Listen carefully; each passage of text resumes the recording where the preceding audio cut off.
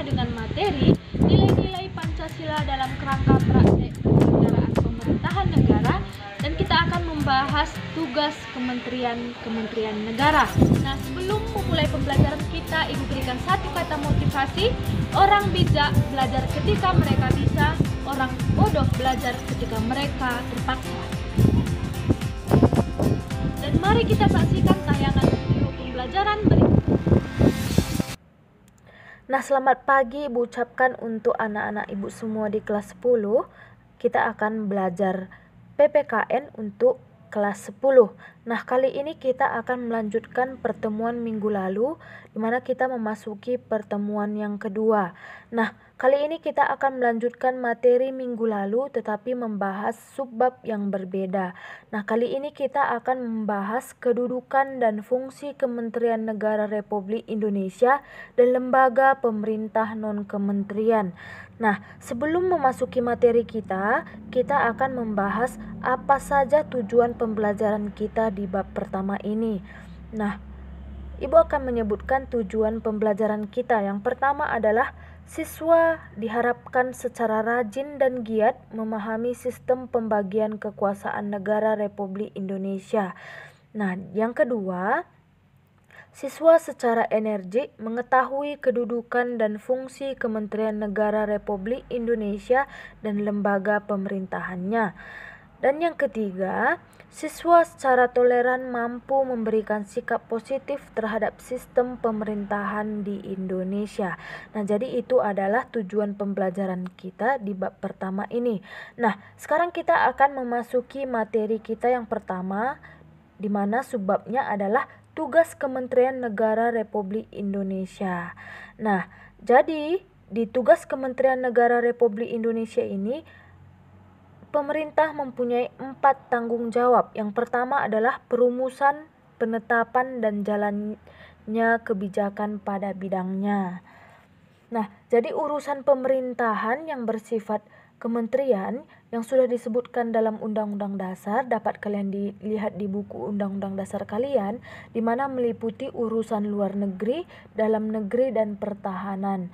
Nah, hal-hal itu harus dipertanggungjawabkan oleh Kementerian Republik Indonesia. Nah, tugas yang kedua adalah melakukan pengelolaan barang milik negara.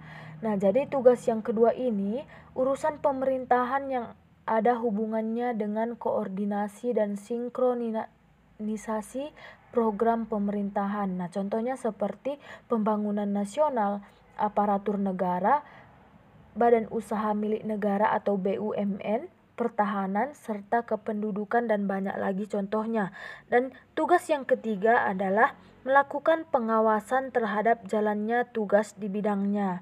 Nah, jadi urusan pemerintahan yang wilayahnya sudah disebutkan, sama seperti tugas yang pertama dan kedua tadi, bahwa seperti urusan agama, hukum, keuangan, serta keamanan harus dipertanggungjawabkan oleh pemerintah atau Kementerian Negara Republik Indonesia. Dan tugas yang ketiga adalah melaksanakan aktivitas teknis dari pusat hingga daerah. Nah, jadi urusan pemerintahan yang melaksanakan aktivitas teknis dari pusat hingga daerah, ini contohnya seperti pembangunan kawasan atau daerah tertinggal. Nah, jadi pemerintah melaksanakan aktivitas teknis atau pembangunan dari pusat hingga daerah yang hampir sama dengan contoh pembangunan kawasan atau daerah tertinggal. Contohnya seperti pemerintah membangun sebuah daerah agar lebih maju dan tentram. Nah, jadi itu contoh dari atau tugas keempat dari Kementerian Negara. Nah, selanjutnya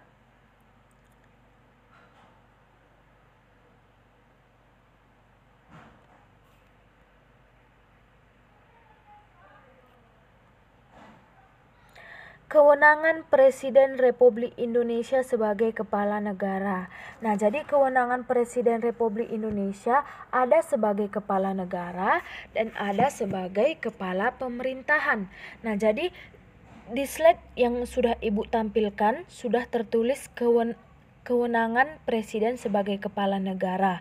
Nah, jadi kewenangannya ada 6 dan lebih lengkapnya dapat kalian lihat di buku kalian di halaman 10 sampai dengan halaman 11 dan dapat dilihat di buku Undang-Undang Dasar kalian. Nah, jadi kewenangan yang pertama, presiden memegang kekuasaan yang tertinggi atas angkatan darat, angkatan laut, dan angkatan udara. Nah, jadi kewenangan ini terdapat di pasal 10. Dan tugas yang kedua, menyatakan perang atau membuat perdamaian dan perjanjian dengan negara lain dengan persetujuan DPR. Nah, kewenangan yang kedua ini terdapat di pasal 11B ayat 1. Dan tugas yang ketiga, presiden mengangkat duta dan konsul dengan pertimbangan DPR. Nah, jadi kewenangan yang ketiga ini terdapat di pasal 13 ayat 1 dan 2. Dapat kalian lihat di buku undang-undang kalian dan Ibu sudah menyebutkan terdapat di pasal berapa dan di ayat berapa. Dan tugas yang keempat, kewenangan yang keempat, presiden menerima penempatan duta negara lain dengan memperhatikan pertimbangan Dewan Perwakilan Rakyat. Nah, jadi kewenangan keempat ini terdapat di pasal 13 ayat 3, di mana tadi kewenangan yang ketiga terdapat di pasal 1 dan ayat 2, sedangkan kewenangan yang keempat terdapat di ayat 3. Nah, kewenangan yang kelima, memberi grasi dan rehabilitasi dengan mempertimbangkan MA. Tugas ini diatur pada pasal 14 ayat 1. Nah, jadi itu adalah kewenangan yang kelima. Dan kewenangan yang keenam adalah memberi amnesti dan abolisi dengan memperhatikan dan mempertimbangkan DPR. Nah, kewenangan ini terdapat dan diatur pada pasal 15. Nah, jadi itu adalah kewenangan presiden sebagai kepala negara. Nah, sekarang kita akan membahas kewenangan presiden sebagai kepala pemerintahan.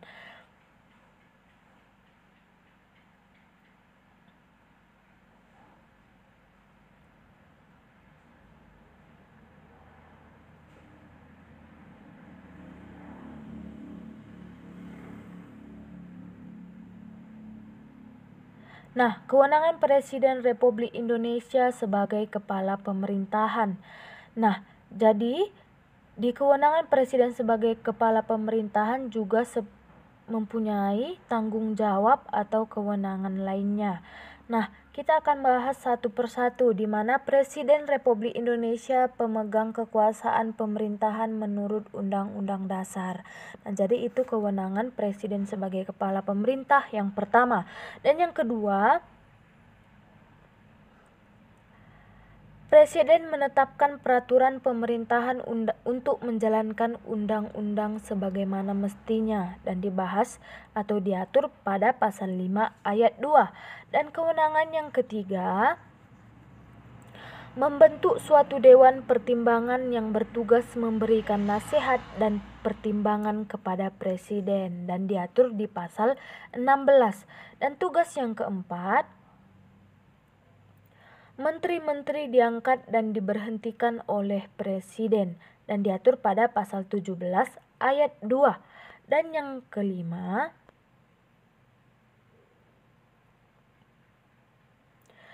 presiden mengesahkan rancangan undang-undang yang telah disetujui bersama untuk menjadi undang-undang dan diatur pada pasal 20 ayat 4. Selanjutnya, kewenangan yang keenam adalah menetapkan peraturan pemerintah sebagai pengganti undang-undang dalam kegentingan dan diatur di pasal 22 ayat 1.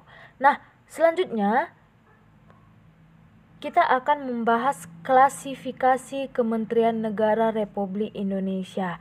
Nah, jadi kementerian yang menangani urusan pemerintahan yang non-kemiliteran secara tegas disebutkan dalam Undang-Undang Negara Republik Indonesia tahun 1945. Nah, jadi yang pertama adalah Kementerian Dalam Negeri, di mana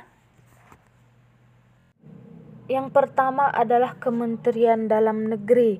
Nah, di mana Kementerian Dalam Negeri mempunyai tugas, di mana tugasnya adalah menyelenggarakan urusan pemerintahan dalam negeri untuk membantu Presiden dalam menyelenggarakan pemerintahan negara. Nah, jadi itu tugas dari Kementerian Dalam Negeri. Dan yang kedua, Kementerian Luar Negeri.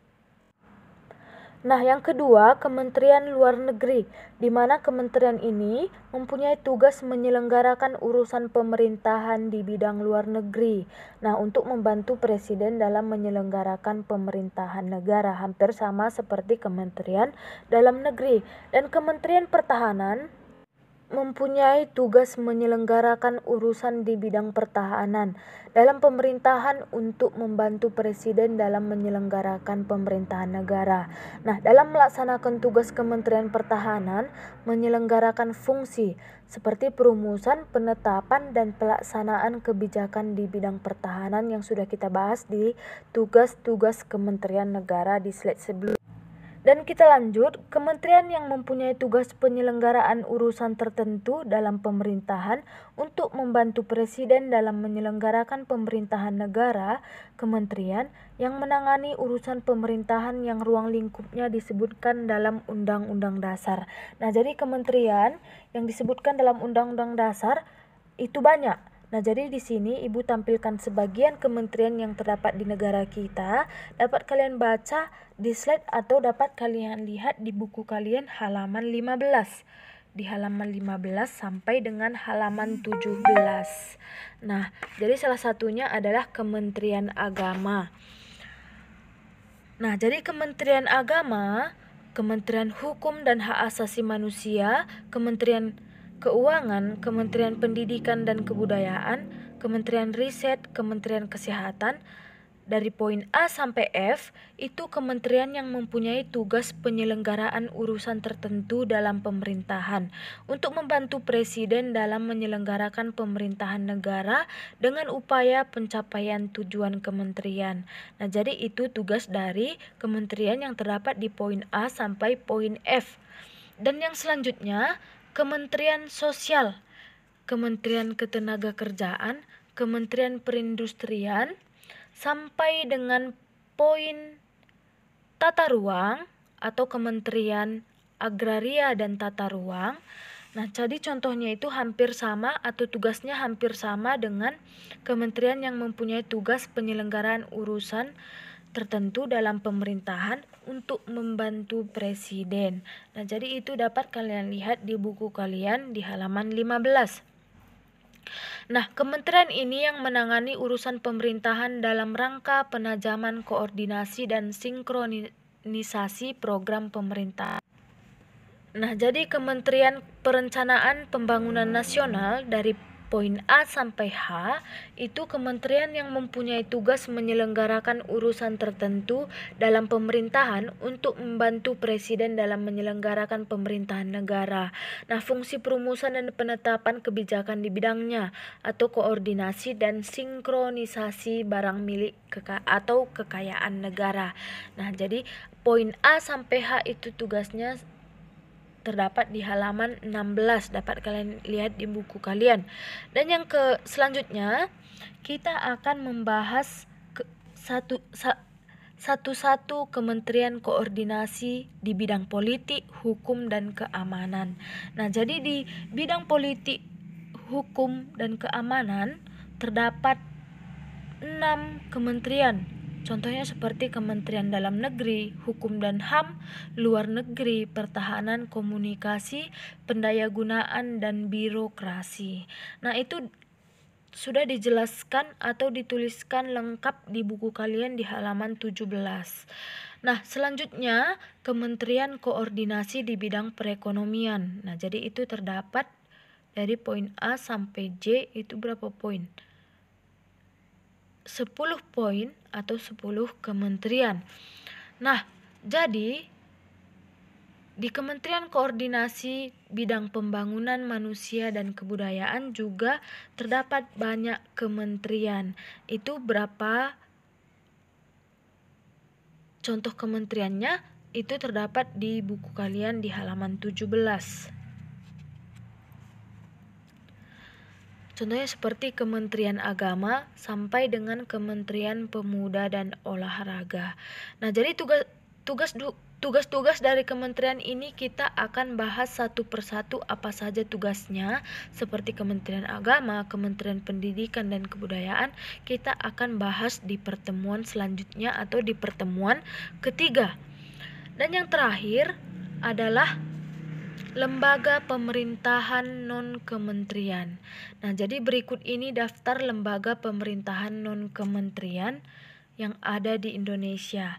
Nah, jadi selain memiliki kementerian negara, Indonesia juga memiliki lembaga pemerintahan non-kementerian atau LPNK, dapat disingkat dengan LPNK, yang dahulu namanya sebagai non-departemen, bukan non-kementerian.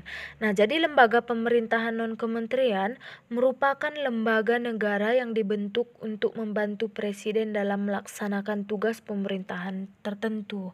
Nah, LPNK ini berada di bawah presiden dan bertanggung jawab langsung kepada presiden melalui menteri-menteri atau pejabat yang sudah dilantik atau yang terkait. Nah, contohnya seperti Arsip Nasional Republik Indonesia atau ANRI di bawah koordinasi Menteri Pendayagunaan Aparatur Negara dan Reformasi Birokrasi. Nah, jadi banyak sekali kementerian non-kementerian. Nah, jadi di slide ini Ibu sebutkan atau jelaskan salah satu kementerian yang ada di Indonesia. Dan yang kedua, Badan Informasi Geospasial atau BIG. Dan yang ketiga, Badan Intelijen Negara atau BIN.